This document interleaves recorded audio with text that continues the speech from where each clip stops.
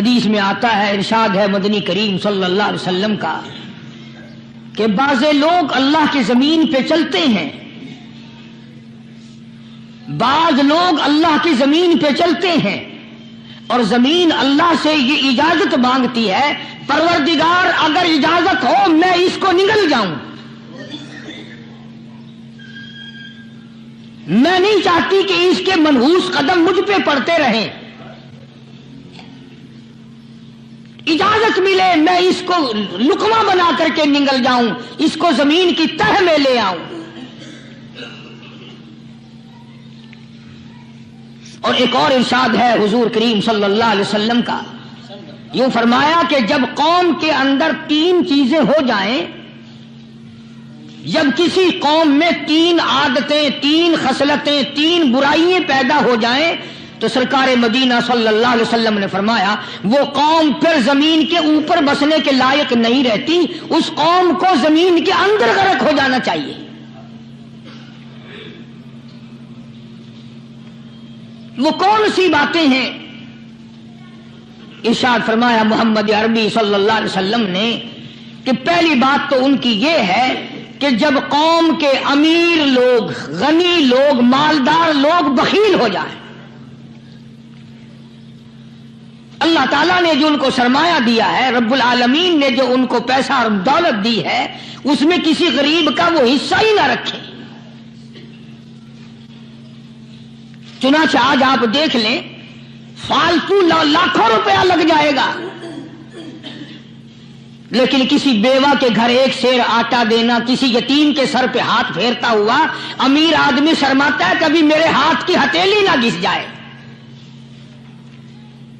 حالانکہ ارشاد فرمایا مدنی کریم صلی اللہ تعالی علیہ وسلم نے بعد وقت ایسا قبولیت کا ہوتا ہے جو آدمی یتیم کے سر پہ ہاتھ پھیر دے محبت کے ساتھ، یہ بچہ یتیم ہے، اس کا لاڈ اجڑ گیا، اس کا مان اجڑ گیا، اس کا ابا رخصت ہو گیا، اس کو گود میں بٹھا کر پوچھنے والا چلا گیا بیٹا تو کیا چیز کھاوے گا؟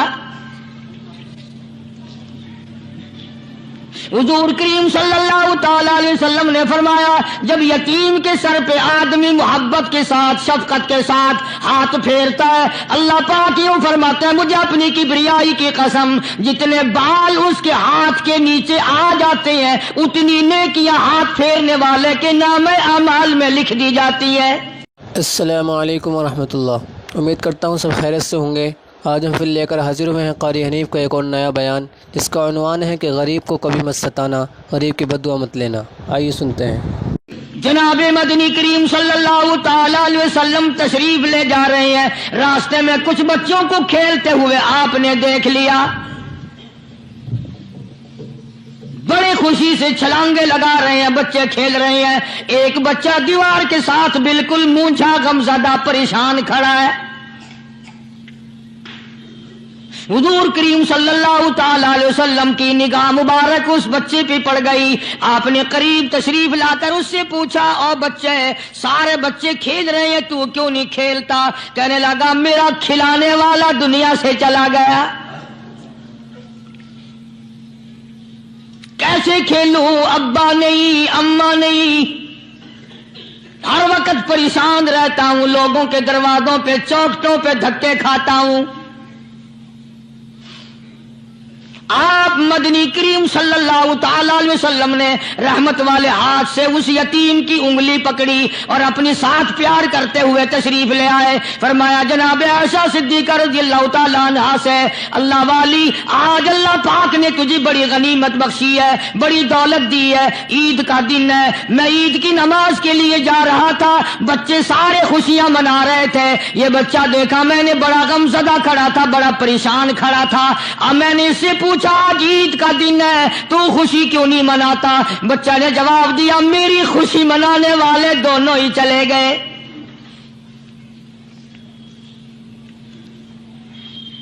آج اللہ نے یہ موقع بخشا ہے، اسے نہلا دھلا، اس کو نئے کپڑے پہنا،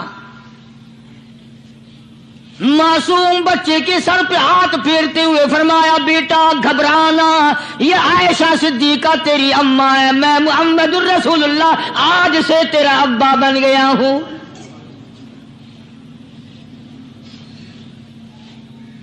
نہلایا دلایا کھلایا پلایا ہنسایا اسے بلایا ساتھ لے کر جب حضور کریم صلی اللہ تعالی علیہ وسلم ان بچوں کے پاس سے پھر گزرے جو پہلے کھیل رہے تھے. اس زمانے کے تو بچے بھی سمجھدار تھے, آج تو چٹی داڑھی والوں کو سمجھ نہیں ہے. قبر بالکل قبر کے کنارے پہ کھڑے ہیں پھر بھی سمجھ نہیں. کسی کو حسد نے مارا, کسی کو تکبر نے مارا, کسی کو دولت کی بیماری نے مارا. اسی کو مجذوب کہتا ہے, نفس اور شیطان خنجر در بغل. کوئی آدمی اپنے بارے میں اطمینان نہ کرے کہ میرا معاملہ ٹھیک ہو گیا, نہ جانے آخری وقت میں کیا بن جائے گی. ایک اللہ والے کا انتقال ہونے لگا, آخری وقت ہے. خاندان اس اللہ والے کا چاروں طرف بیٹھا ہوا ہے, مریدین بیٹھے ہوئے ہیں, اللہ والے کی چاروں طرف حلقہ بیٹھا ہوا, آخری وقت ہے. عربی زبان میں جس کا ترجمہ یہ ہے, اس کی زبان سے ایک بات نکلتی ہے, ابھی نہیں ابھی نہیں ابھی نہیں ابھی نہیں ابھی نہیں. مرنے کے بعد کسی نے خواب میں دیکھا تو پوچھا, حضرت جی دنیا درود شریف پڑھتی ہے, مرتے وقت کلمہ پڑھتے ہیں, اللہ اللہ کرتے ہیں, یہ آپ ابھی نہیں کیا فرما رہے تھے؟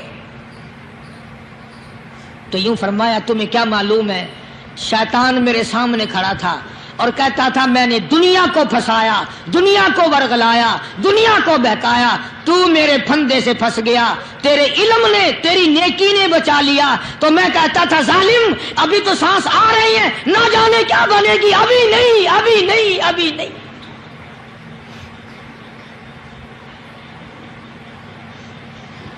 اسی کو مجذوب کہتا ہے, کیا معلوم کیا بن جائے گا, کس حال میں دم نکلے گا, رات کو کیا ہو جائے گا, دن کو کیا بن جائے گا. فرمایا نفس اور شیطان ہے خنجر در بغل, نفس اور شیطان ہے خنجر در بغل, وار ہونے کو ہے اے غافل سنبھل.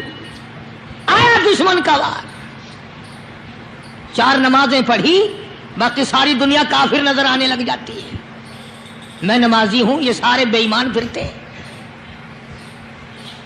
شیطان پیدا کرتا ہے یہ چیزیں.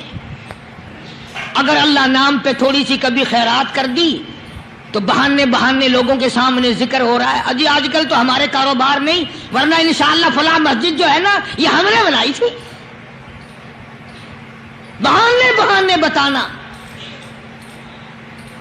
اسی لیے مجذوب کہتا ہے گھبرایا نہ کر اور اپنے آپ کو اطمینان نہ دلایا کر.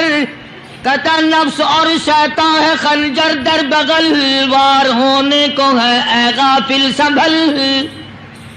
چلا شیطان کا خنجر, چلا شیطان کا خنجر, لگایا اس نے دو, لگایا اس نے دو. لوگوں کا خیال یہ ہے کہ شیطان صرف وہ, شیطان کے بہکائی میں وہ آدمی آتا ہے جو کسی کو قتل کر دے. لوگوں کے نزدیک صرف زنا کرنا گناہ ہے, قتل کرنا گناہ ہے, چوری کرنا گناہ ہے, ڈاکہ مارنا گناہ ہے, اور چوتھی چیز گناہ ہی کوئی نہیں. حضرت عثمان غنی ذی النورین رضی اللہ تعالی عنہ کی مبارک مجلس ہے, صحابہ کرام کا دور ہے, نبی کا دوہرا داماد, مجلس ہے عثمان ذی النورین کی. ایک آدمی مجلس میں آ کے بیٹھا, حضرت عثمان کی مجلس میں ایک آدمی آ کے بیٹھا تو حضرت عثمان فرماتے ہیں, توجہ, حضرت عثمان فرماتے ہیں, یوں نہیں فرمایا کہ تو نے ایسا کیا ہے, اسے ذلیل نہیں کیا, بلکہ یوں فرمایا لوگوں کو شرم نہیں آتی, لوگ آنکھ کا زنا کر کے میری مجلس میں آ کے بیٹھتے ہیں.